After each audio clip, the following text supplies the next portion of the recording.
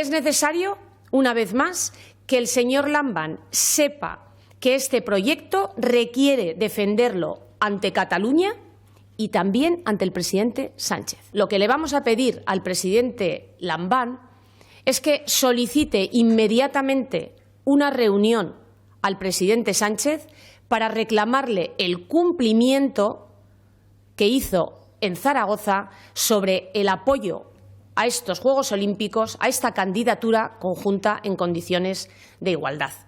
El presidente Sánchez ha vuelto una vez más a incumplir el compromiso con el presidente Lambán y con los aragoneses. No podemos permitir que Sánchez vuelva a engañar a los aragoneses. Sánchez puede que engañe al secretario general del Partido Socialista de Aragón, pero lo que no podemos permitir es que engañe y juegue con los aragoneses.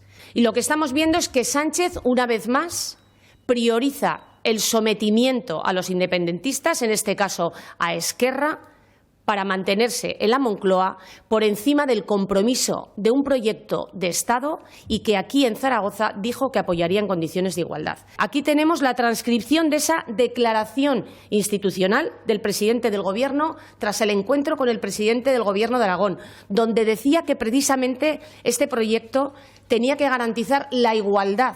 Un proyecto tan importante y crucial para los aragoneses como es la celebración de esta candidatura conjunta no puede dejarse en manos del Gobierno de Lambán. No queremos que, como ha ocurrido con la fábrica de baterías, el proyecto de la candidatura conjunta en condiciones de igualdad vuelva a fracasar, porque supondrá un fracaso para un proyecto estratégico que marca el futuro de Aragón y principalmente del Alto Aragón.